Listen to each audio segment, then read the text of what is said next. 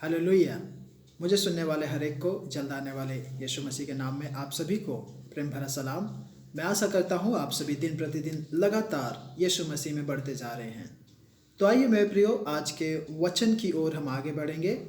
आज का जो हमारा विषय है मनन करने का, इस प्रकार से है, क्षमा न करना, माफ़ी न देना। मेरे प्रियो, इस विषय में पवित्र शास्त्र बाइबल कई सारे विषयों को बताती हैं कि यदि आप किसी भी मनुष्य को क्षमा नहीं करते हैं, आप बैर भाव अपने जीवन में बना के रखे रहते हैं, तो आपका जीवन किस प्रकार से होगा और कैसे दुष्ट शत्रु शैतान आपके ऊपर जाल बुनता है, जाल बिछाता है और वह धीरे धीरे धीरे करके आपको नरक की ओर लेके जाता है। तो आइए हम आज इस विषय में पढ़ेंगे। मेरे प्रियो, सबसे पहली बात, क्षमा न करना ऐसा है जैसे कि एक जहर पीने के समान, और आप ये आशा कर रहे हैं कि वह दूसरा व्यक्ति मर जाएगा।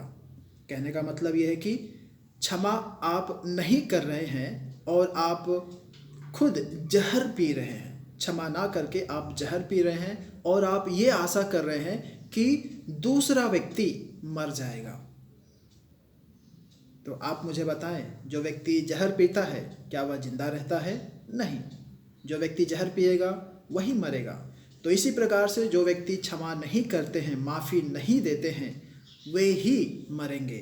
लेकिन उनकी जो ख्वाहिश रहती है, जो इच्छा रहती है, जो सोच रहती है, वही है कि दूसरा व्यक्ति मरेगा। अपने अंदर कड़वाहट वे बनाए रहते हैं। मेरे प्रियो, एक बहुत ही बड़े प्रसिद्ध लेखक ने ऐसा कहा, उनका कहने का मतलब यह है कि यदि कोई व्यक्ति अगर बहुत बड़े बड़े सेमिनारी में पढ़ाई किया है, बाइबल स्कूल में पढ़ा है, अध्ययन किया है, उसे कई सारा डिग्री है, प्रकाशन है, कई सारे पुस्तकें पढ़ी हैं, बहुत अधिक प्रार्थना करता है और बहुत सारी बातें, लेकिन यदि उस व्यक्ति ने किसी को चोट पहुंचाई है ना, अंदरूनी चोट पहुंचाई है, और वह उसे क्षमा नहीं कर पा रहा है ना, उसे ये क्षमा नहीं करता है, और इस पाप से पश्चाताप करने से वह व्यक्ति इनकार करता है, तो वह सत्य के पास से बहुत ही दूर चला जाता है। और इतना भी नहीं, वह अपने आप को धोखा देता है, वह अपना जीवन शैली धोखे में बिताता है और दूसरों को वह भ्रमित करता है, उन्हें भटकाता है। मेरे प्रियो, यह कोई मायने नहीं रखता कि आपके पास कितना प्रकाशन है या फिर प्रकाशन क्या है, आपको कैसा परमेश्वर ने स्पर्श करके रखा है, चुन के रखा है, लेकिन आपके जीवन का जो फल है वह कहानी आपके विषय में बता देगी। आपके जीवन का फल वह आपके विषय में बताएगी कि आप किस तरह के व्यक्ति हैं। आप बस एक श्रोता या फिर एक पात्र बन जाएंगे जिसमें सिर्फ और सिर्फ कड़वाहट ही रहती है, या फिर उस सोत्रे से, उस पात्र से, उस बर्तन से सिर्फ और सिर्फ कड़वाहट ही बाहर निकलेगी, और उसमें से सत्य नहीं परंतु धोखा ही बाहर आएगा। मेरे प्रियो, बाइबल हमें हमारे क्रोध के विषय में, हमारे चोटों के प्रति, हमें जो जख्म हुए हैं उसके प्रति तुरंत ही व्यवहार करने के लिए उपदेश देती है। कहने का मतलब आप तुरंत ही उस विषय में कार्य करें। आप उन बातों को, उन जख्मों को बना के ना रखें, यूँ रखे ना रहें। अक्सर आपने देखा होगा कि यदि हमें कहीं चोट लग गया और हम समय पर उसका इलाज ना करें, तो वह जख्म, वह चोट नासूर हो जाता है और ठीक होने में काफ़ी समय लेता है। कई बार तो वह जख्म फैल के सड़ जाता है और भी कई अंगों को वह नष्ट कर देता है, और आखिरकार उन अंगों को काट के फेंकना पड़ता है। मेरे प्रियो, ठीक इसी प्रकार से बाइबल भी हमें हमारे क्रोध के प्रति, हमारे चोट के प्रति, दर्द के प्रति, दूसरों को क्षमा ना करने के प्रति उपदेश देती है। और वह यह उपदेश देती है कि सूरज डूबने से पहले हमें उन लोगों को, उन बातों को, उन समस्याओं को आपस में सुलझा लेना है।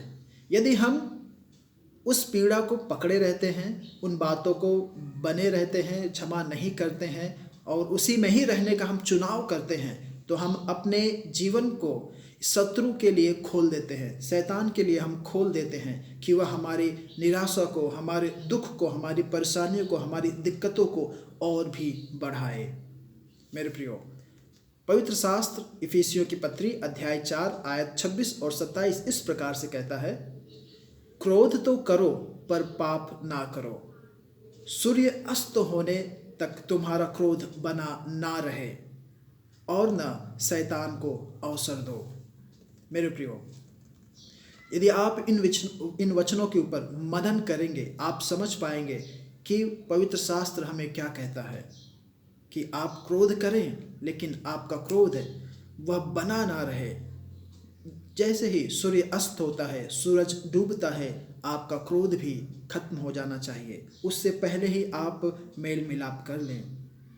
मेरे प्रियो, मसीही जीवन में बहुत अवसर आते हैं जब उन्हें विभिन्न प्रकार की पीड़ाएं पहुंचती हैं या फिर उन्हें बहुत सारी प्रकार की चोट पहुंचती हैं, लेकिन यदि वे दूसरों को क्षमा नहीं करेंगे तो उनका हृदय कड़वाहट से भर जाएगा। आत्मग्लानि में अंदर ही अंदर वे घुट घुट के मरते रहेंगे और किसी को भी पता तक नहीं चलेगा। मेरे प्रियो, यीशु के क्रूस को आप याद करें, यीशु मसीह के क्रूस को आप याद करें।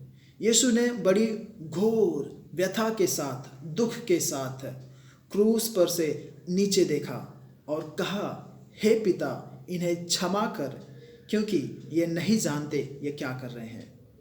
मेरे प्रियो, यीशु मसीह को जिन लोगों ने क्रूस पर चढ़ाया, यीशु मसीह भी चाहते तो उन सारी बातों को अपने जीवन में, अपने हृदय में बना के रख लेते थे, लेकिन उन्होंने ऐसा नहीं किया।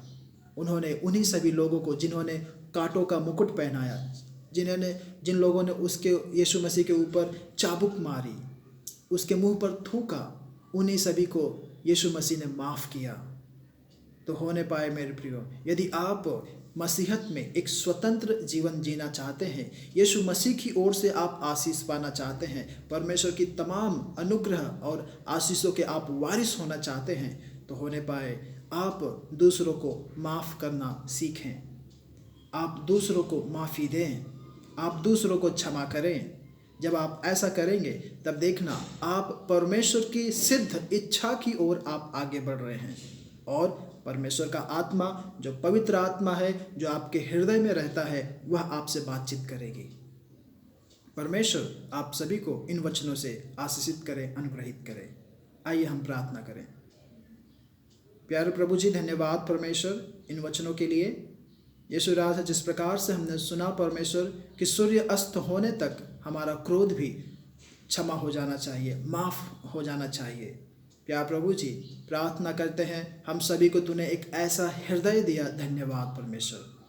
प्रार्थना करते राजा होने दे, पवित्र आत्मा तू हमें अगुवाई कर, ऐसी कोई भी नौबत ना आने पाए परमेश्वर जिस अवस्था में हम एक दूसरे को माफ़ी ना दे सके। हम सभी को एक माफ़ करने वाला हृदय तूने दिया, धन्यवाद कहते हैं। क्षमा करने वाला हृदय तूने दिया, धन्यवाद परमेश्वर। प्यारे प्रभु जी राजा, इस वीडियो को सुन रहे हर एक को तूने आशीषित किया, अनुग्रहित किया, धन्यवाद कहते हैं। तेरे नाम की महिमा होने पाए। प्रार्थना विनती सुना, धन्यवाद। ये प्रार्थना यीशु के नाम से मांगता हूँ, आमेन आमेन। प्रभु आप सभी को आशीष करे, अनुग्रहित करे। जय मसीह की।